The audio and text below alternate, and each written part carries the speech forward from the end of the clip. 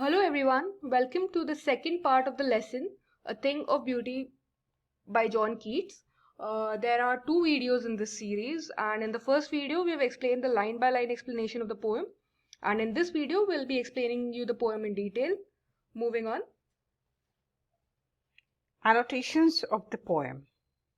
In the first stanza of the poem, the poet John Keats declares that a thing of beauty continues to inspire us throughout our lives. It never stops to exist in our heart. With the passageway of time, the consequences of the things become more intense. The beautiful object is like a ray of hope in the middle of the world's despairs.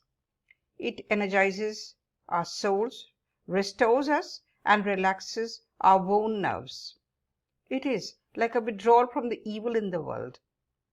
Every day, such good-looking things in natural surrounding bind us to the earth.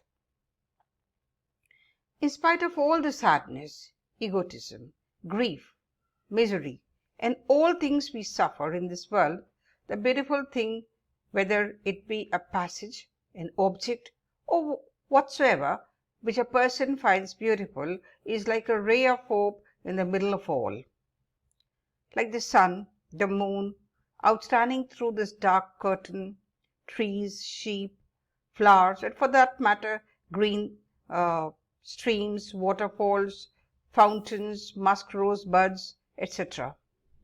Even all the accounts of the bravery which motivate us, give us the audacity to fight against all chances. They are unending fountain of motivation. The poet considers a thing of beauty is a joy forever, and it is a constant source of happiness and pleasure. Its beauty never decreases. It gives us peace and a sleep full of sweet dreams.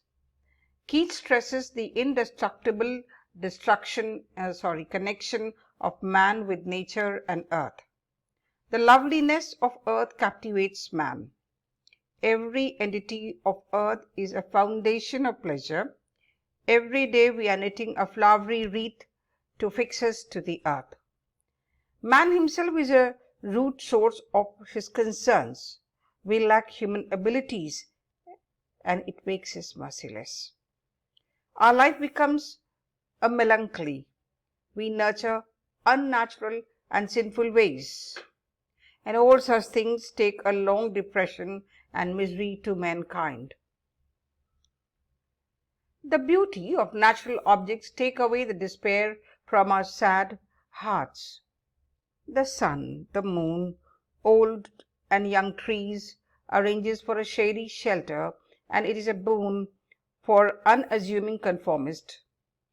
Daffodil flowers are flourishing around by the green bushes. Small streams make a freshening accommodation for the forests. The woods are growing in the middle of the forest. They have been prepared beautiful and impressive scattering of musk rose.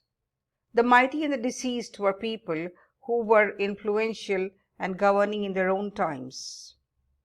Their accomplishment made them well known and colossal. We visualize that on the doomsday they will achieve more splendor and will be pleased.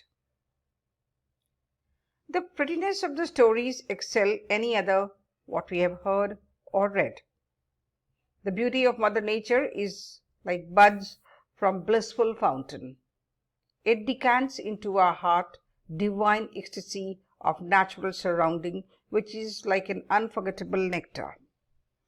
The mighty deceased were those of unlimited authority, power, and magnificence, and they were prosperous, fearless, and amazing people. They are dead in their graves, but still replicate their grandeur and glory. Man makes his life unhappy by his own nature and actions. In the midst of these miseries and suffering, a thing of beauty works miracles. It delivers hope for man and eradicates distress and melancholy.